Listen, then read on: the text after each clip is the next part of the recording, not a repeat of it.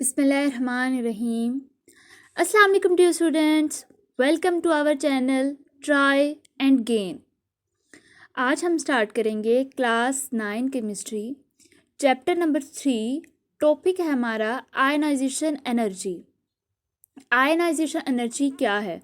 Ionization energy हम उसे कहते हैं कि किसी भी एटम में से उसके आउटर मोस्ट शेल में से आपने इलेक्ट्रॉन को रिमूव करना है, तो उसके लिए आपको जो एनर्जी देनी पड़ेगी उसे हम कहते हैं आयनाइजेशन एनर्जी।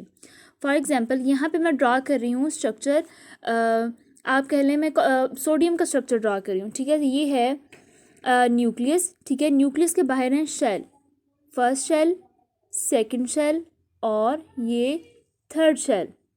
ठीक है, मैं यहाँ पे सोडियम का स्ट्रक्चर ड्रा कर रही हूँ। आपको पता है सोडियम का एटॉमिक नंबर क्या है? 11। ठीक है, इसका 11 जो है वो एटॉमिक नंबर है। तो इसका मतलब पहले शेल में 2 इलेक्ट्रॉन आ गए, अगले में 8, 1 2 3 4 5 6 7 8 और ये 1 आ गया। इसका मतलब 11 इलेक्ट्रॉन पूरे हो गए।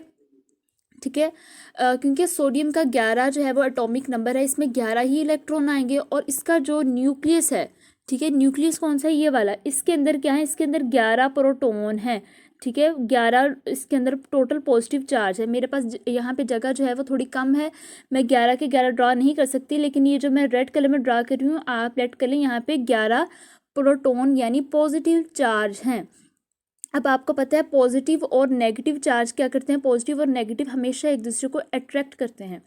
अब ये जो न्यूक्लियस है, ये इन जो हमारे पास इलेक्ट्रॉन है, इलेक्ट्रॉन के ऊपर कौन सा चार्ज है? इलेक्ट्रॉन के ऊपर नेगेटिव चार्ज है। ठीक है, इलेक्ट्रॉन के ऊपर नेगेटिव चार्ज है और प्रोटॉन के ऊपर पॉजिटिव चार्ज है। ये प्रोटॉन इन इलेक्ट्रॉन को अपनी तरफ अट्रैक्ट करेंगे। ठीक है, इनके दरमियान electrostatic force of attraction develop होगी। अच्छा, आप मेरी बात मुझे बताएं, ये पॉजिटिव और नेगेटिव चार्ज दो एक दूसरे के पास पड़े हुए हैं। ठीक है, ये पॉजिटिव है और ये नेगेटिव है। ये दोनों एक दूसरे को ज़्यादा जल्दी और ज़्यादा अच्छे से अट्रैक्ट कर सकेंगे क्योंकि ये पॉजिटिव और नेगेटिव है। और अगर मैं कहूँ एक यहाँ पे पॉजिटिव चार्ज पड़ा है और यहाँ पे एक नेगेटिव चार्ज पड़ा है, इन दोनों के दरमियान जो इलेक्ट्रोस्टैटिक फोर्स ऑफ अट्रैक्शन होगी वो बहुत कमज़ोर होगी, बहुत वीक होगी, क्योंकि इनके दरमियान का डिस्टेंस ज़्यादा है। इसी तरह ये जो प्रोटॉन है, ये जो इसके पास वाले इलेक्ट्रॉन है, इनको बहुत आसानी और बहुत इजीली जो है वो अट्रैक्ट कर सकेंगे। इनके दरमियान जो इलेक्ट्रोस्टैटिक फोर्स ऑफ अट्रैक्शन होगी वो ज़्यादा अच्छे से डेवलप हो जाएगी। ठीक है, इन प्रोटॉन का इस जो फर्स्ट शेल है इसके इलेक्ट्रॉन पे ज़्यादा अच्छे से होल्ड होगा। ठीक है, और जो सेकंड है उस पे फर्स्ट की निस्बत थोड़ा कम होगा, और जो ये थर्ड वाला शेल है इस पे तो बहुत ही कम होगा। ठीक है, इस पे बहुत ही कम होगा। अब ये जो सोडियम है, ठीक है, आपने ये जो थर्ड शेल है इसके अंदर में ये जो थर्ड शेल है इसके अंदर एक ही इलेक्ट्रॉन है, इस एक इलेक्ट्रॉन को रिमूव करवाया। ठीक है, जब आपने इसको रिमूव करवाया, ये नहीं है कि बिल्कुल ही अट्रैक्शन नहीं है, अट्रैक्शन है। इस न्यूक्लियस का पॉजिटिव चार्ज का इस इलेक्ट्रॉन पे होल्ड तो है, लेकिन वो बहुत वीक है। ठीक है, तो आप इस इलेक्ट्रॉन को रिमूव करवाने के लिए आपको थोड़ी एनर्जी देनी पड़ेगी। ठीक है, वो जो एनर्जी आप इसे देंगे उसकी अमाउंट है 496 किलो जूल पर मोल। ठीक है, और उस एनर्जी को हम कहते हैं आयोनाइजेशन एनर्जी। किसी भी एटम के आउटर मोस्ट शेल में से किसी इलेक्ट्रॉन को रिमूव करवाने के लिए आपको एनर्जी की जो अमाउंट प्रोवाइड करनी पड़ती है, उस अमाउंट एनर्जी की अमाउंट को कहते हैं आयनाइजेशन एनर्जी। ठीक है, फॉर एग्जाम्पल अगर आप सोडियम की देखें, यहाँ पे इसकी डेफिनेशन दोबारा पढ़ते हैं। Ionization energy is the amount of energy required to remove electron from valence shell of an isolated gaseous atom. The energy required to remove first electron is called ionization energy। ठीक है, first ionization energy. अगर आप पहला electron remove करवा रहे हैं, जिस तरह हमने सोडियम के थर्ड शेल में से एक इलेक्ट्रॉन को रिमूव करवाया, ठीक है, वो हमने पहला रिमूव करवाया। ठीक है, पहला इलेक्ट्रॉन, उस पहली एनर्जी को हम कहेंगे फर्स्ट आयनाइजेशन एनर्जी। इसी तरह आप दोबारा आते हैं, दोबारा दूसरे इलेक्ट्रॉन को जो कि दूसरे शेल में प्रेजेंट है, क्योंकि तीसरे में तो एक इलेक्ट्रॉन है। अब आप जो है वो दूसरे शेल के इलेक्ट्रॉन को निकालेंगे, उसके लिए जो आपको एनर्जी देनी पड़ेगी उसे हम कहेंगे सेकंड आयनाइजेशन एनर्जी। ठीक है, इसी तरह अगर आप नेक्स्ट निकालेंगे उसे हम इसी तरह आगे आगे बढ़ती जाएगी एनर्जी। ठीक है, फॉर एग्जांपल सोडियम को इसका एक इलेक्ट्रॉन रिमूव करवाने के लिए आपने इसे क्या दी, एनर्जी दी। ठीक है, फिर हमारे पास सोडियम जो है वो पॉजिटिव चार्ज आ गया, क्योंकि जब कोई भी एटम इलेक्ट्रॉन को लूज करता है उसके ऊपर कौन सा चार्ज आ जाता है, उसके ऊपर पॉजिटिव चार्ज आ जाता है। पहले सोडियम न्यूट्रल था, ना पॉजिटिव था ना नेगेटिव था, लेकिन इसने एक इलेक्ट्रॉन को लूज कर दिया। ठीक है, हमने एनर्जी प्रोवाइड करके उसमें से एक इलेक्ट्रॉन को निकाल लिया।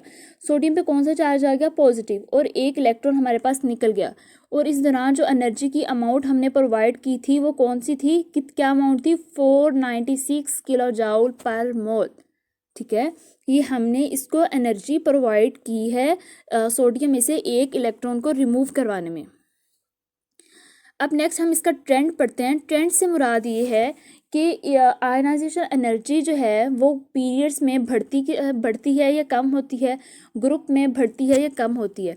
पीरियड्स आपको पता है, पीरियड्स क्या होते हैं, एलिमेंट्स का in the form of row arrange होना, इस फॉर्म में, इसे हम कहते हैं पीरियड। और एलिमेंट्स का अरेंज होना इन द फॉर्म ऑफ ग्रुप, इस तरह से।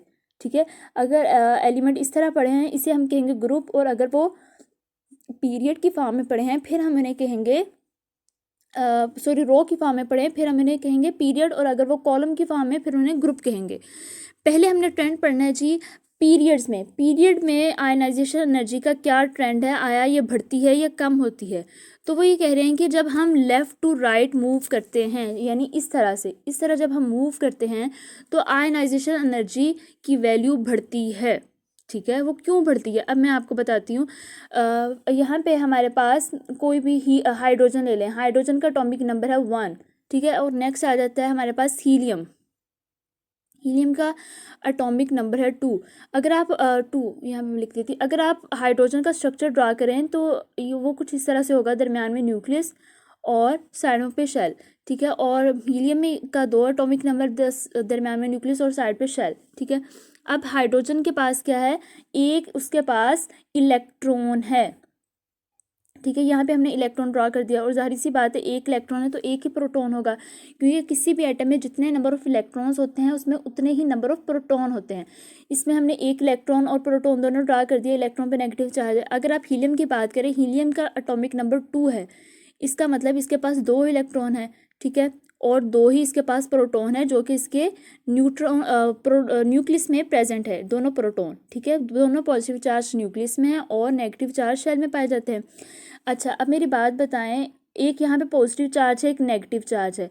अब अगर ये दोनों एक दूसरे को अट्रैक्ट करेंगे, ये फोर्स ज़्यादा होगी, या फिर अगर यहाँ पे मैं कहूँ 2 पॉजिटिव चार्ज और 2 नेगेटिव चार्ज एक दूसरे को अट्रैक्ट कर रहे हैं, जाहिर सी बात है जो 2 पॉजिटिव और 2 नेगेटिव आपस में एक दूसरे को अट्रैक्ट करेंगे, ये फोर्स ऑफ अट्रैक्शन ज़्यादा होगी एज़ कम्पेयर टू ये एक पॉजिटिव और एक नेगेटिव एक दूसरे को अट्रैक्ट करें, ये फोर्स थोड़ी कम होगी, वीक होगी। क्यों? क्योंकि इसके पास एक ही पॉजिटिव और एक नेगेटिव चार्ज है, और ये यहाँ पे तादाद ज़्यादा है, ज़्यादा पॉजिटिव चार्ज है, ज़्यादा नेगेटिव चार्ज है।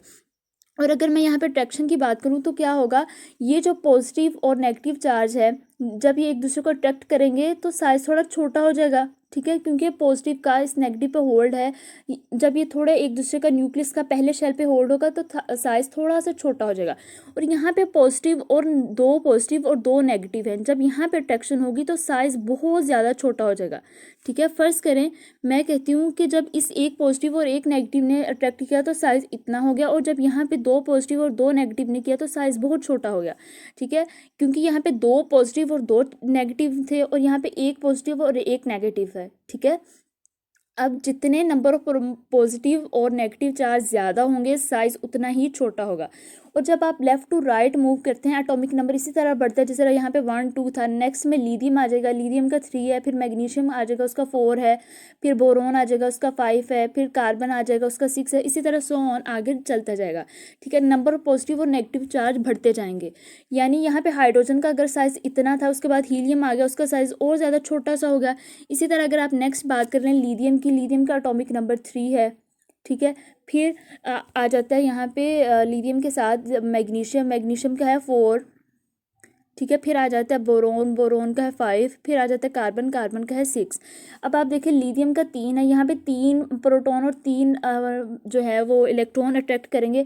फर्स्ट करें अगर साइज इतना है, ठीक है, उसके बाद आ जाता है मैग्नीशियम। मैग्नीशियम में 4 पॉजिटिव चार्ज और 4 नेगेटिव चार्ज, यानी 4 प्रोटॉन और 4 न्यूट्रॉन एक दूसरे को अट्रैक्ट करेंगे तो साइज़ कितना होगा, साइज़ थोड़ा छोटा हो जाएगा।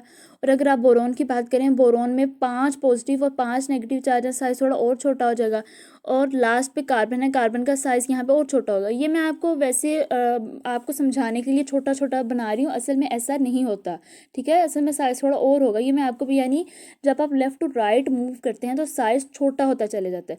जितना साइज़ छोटा होता चले जाएगा, अब मैं आपसे कहूँ कि यहाँ पे जो न्यूक्लियस है उसका इस पे होल्ड थोड़ा कम होगा, क्योंकि यहाँ पे डिस्टेंस थोड़ा ज़्यादा है। और इसी तरह अगर आप नेक्स्ट मूव करें तो यहाँ पे जो है वो ज़्यादा अच्छे, इसकी निस्बत इस न्यूक्लियस का इस पे ज़्यादा होल्ड होगा, क्योंकि डिस्टेंस कम है। और यहाँ पे तो बहुत ही ज़्यादा होल्ड होगा न्यूक्लियस का, ठीक है। यहाँ पे सबसे कम होगा, ठीक है, यहाँ पे ज़्यादा होगा, यहाँ पे और भी ज़्यादा होगा, और यहाँ पे साइज़ बहुत छोटा है, यहाँ पे न्यूक्लियस का अपने शेल पे होल्ड बहुत ज़्यादा होगा। यहाँ पे डिस्टेंस ज़्यादा है तो यहाँ पे इलेक्ट्रॉन को रिमूव करवाना इजी होगा, ठीक है, थोड़ा डिस्टेंस ज़्यादा है। और यहाँ पे साइज़ छोटा होगा, यहाँ पे अगर आप इलेक्ट्रॉन को रिमूव करवाएं तो आपको ज़्यादा एनर्जी देनी पड़ेगी। और यहाँ पे साइज़ और ज़्यादा छोटा हो गया, न्यूक्लियस और शेल दोनों पास पास हैं, न्यूक्लियस ने ज़्यादा अच्छे से होल्ड किया हुआ है इलेक्ट्रॉन को, यहाँ पे आपको और ज़्यादा एनर्जी प्रोवाइड करनी पड़ेगी। और अगर आप यहाँ पे आए, यहाँ पे साइज़ बहुत छोटा सा है, ठीक है, साइज़ छोटू सा है, तो आपका जो न्यूक्लियस है वो शेल के बहुत पास है, आपको बहुत ज़्यादा एनर्जी देनी पड़ेगी इस इलेक्ट्रॉन को रिमूव करवाने के लिए। ये बिल्कुल इसी तरह है कि मैं अगर कहूँ कि टीचर अगर क्लास में थोड़े बच्चे हैं तो टीचर ज़्यादा अच्छे से जो है उन पर तवज्जो देती है, ठीक है। और वहाँ पे अगर बच्चे थोड़े हैं तो बच्चे शरारत नहीं कर सकते, और अगर बहुत ज़्यादा बच्चे हों तो बच्चे बड़ी आसानी से ईजीली शरारत करते हैं, ठीक है। तो टीचर उतना अच्छा नहीं पढ़ा पाता, जितने जितने बच्चे ज़्यादा होंगे टीचर अच्छा नहीं पढ़ाएगा, ठीक है, क्योंकि स्ट्रेंथ बहुत ज़्यादा हो जाती है, और अगर थोड़े होंगे तो ज़्यादा अच्छे होगा। इसी तरह यहाँ पे जितने डिस्टेंस ज़्यादा है न्यूक्लियस का, उतना ही होल्ड कम है, क्योंकि अब उससे दूर है, ठीक है। और यहाँ पे इलेक्ट्रॉन को रिमूव करवाना इजी होगा। यहाँ पे शेल बहुत पास हो गया है न्यूक्लियस के, इसकी निस्बत यहाँ पे थोड़ा मुश्किल हो जाएगा हमारे लिए इलेक्ट्रॉन को रिमूव करवाना, यहाँ पे और मुश्किल, और यहाँ पे तो बहुत ही मुश्किल, ठीक है। इसका मतलब है आयनाइजेशन एनर्जी, उसी एनर्जी को कहते हैं ना जो आपने इलेक्ट्रॉन को रिमूव करवाना, यहाँ पे इजी होगा। यहाँ पे आपको और एनर्जी देनी पड़ेगी, यहाँ पे आपको बहुत ज़्यादा, यहाँ पे बहुत ही ज़्यादा एनर्जी देनी पड़ेगी। इसका मतलब है कि जो आयनाइजेशन एनर्जी है वो अगर आप पीरियड में इस तरह मूव करें तो साइज़ छोटा होता चले जाता है, साइज़ छोटा होता चले जाता है, तो आपको ज़्यादा एनर्जी प्रोवाइड करना पड़ती है।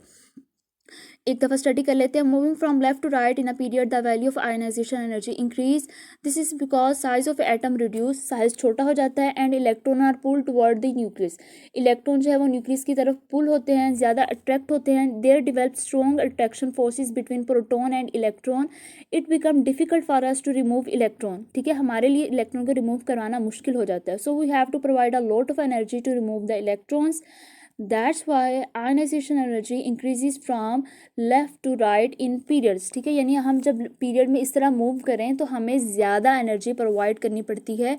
क्यों? क्योंकि साइज छोटा होता चला जाता है, न्यूक्लियस का अपने शेल्स पे होल्ड बढ़ता जाता है।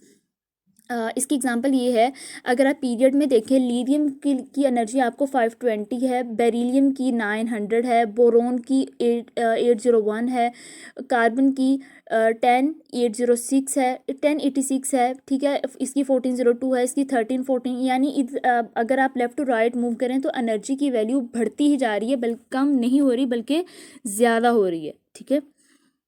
नेक्स्ट है हमारे पास ट्रेंड्स इन ग्रुप।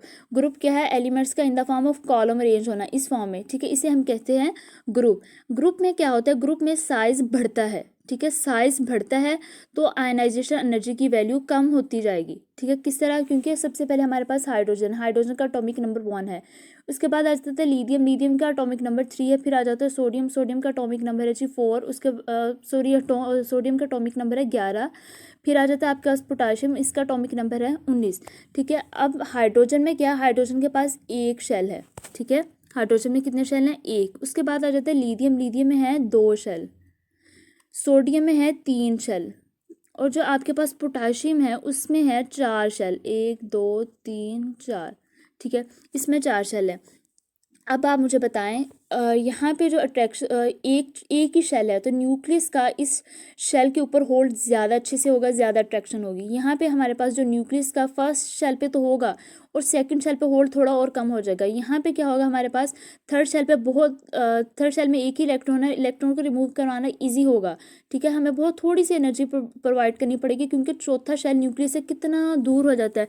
न्यूक्लियस यहाँ सेंटर में है छोटू सा, और यहाँ पे ये शेल कितना उससे दूर हो जाता है, हमें बहुत थोड़ी एनर्जी प्रोवाइड करनी पड़ेगी तीसरे शेल तक।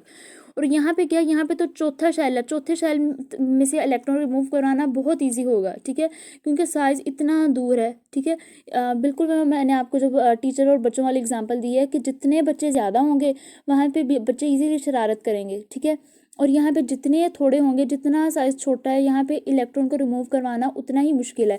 यहाँ पे फर्स्ट करें, अगर मैं कह रही हूँ आप 5 किलो जॉल पर मोल एनर्जी दे रहे हैं, यहाँ पे आपको 4 देनी पड़ेगी। यहाँ पे तीसरे शेल में से रिमूव करवाना है, यहाँ पे आपको 3 देनी पड़ेगी, और यहाँ पे तो आपको बिल्कुल 1 देनी पड़ेगी क्योंकि जो शेल है वो बहुत दूर हो गया और चौथा शेल हो गया। ठीक है, ये जो मैंने 5 4 3 लिखा है ये असल में नहीं है, ये मैंने आपको समझाने के लिए लिखा है। असल में अगर आप इसकी एग्जांपल लें तो वो इस तरह से है कि लिथियम के लिए आपको 520 किलो जॉल पर मोल एनर्जी देनी पड़ती है। सोडियम के लिए आपको 495 किलो जॉल पर मोल एनर्जी देनी पड़ती है। और पोटाशियम में क्या 4 शेल है, वहाँ पे आपको 419 किलो जॉल पर मोल एनर्जी देनी पड़ती है। ये मैंने एक ग्रुप की बात करी, अगर आप नेक्स्ट देख लें तो वहाँ पे 900, 735 और 590 है। बेरिलियम के केस में 900, मैग्नीशियम में 735 और कैल्शियम में 590। यानी एनर्जी डाउन द ग्रुप जो है वो कम होती है। आयनाइजेशन एनर्जी कम क्यों होती है? क्योंकि साइज बढ़ता है, साइज बढ़ता चले जाता है, आपको कम से कम एनर्जी प्रोवाइड करना पड़ती है। एक दफ़ा से भी पढ़ लेते हैं। Ionization energy decreases as we move from ये तो सॉरी वो as we move from top to bottom in a group. This is because when we move from top to bottom not only the atomic number increases but also the number of shells are added. ठीक है, shell बढ़ते जाते हैं। जैसे hydrogen में 1 shell था, lithium में 2 थे, सोडियम में 3 थे, पोटाशियम में 4 थे। इस तरह शेल्स जो हैं वो बढ़ते जाते हैं। The attraction between the nucleus and outermost shell reduces and it becomes very easy to remove electron from outermost shell. That's why ionization energy reduces in group. यहाँ पे यह ionization energy decrease as we move from top to bottom in a group. ठीक है, यहाँ पे ये आना है। और यहाँ पे इसकी उन्होंने बहुत अच्छी सी इसकी एग्जांपल भी दी है कि ionization energy down the group किस तरह कम होती है। उम्मीद है स्टूडेंट्स आपको आज के लेक्चर की समझ आ गई होगी। इंशाल्लाह अपने नेक्स्ट लेक्चर में हम पढ़ेंगे इलेक्ट्रॉन एफिनिटी। तब तक अपना ख्याल रखिएगा। अल्लाह हाफिज़।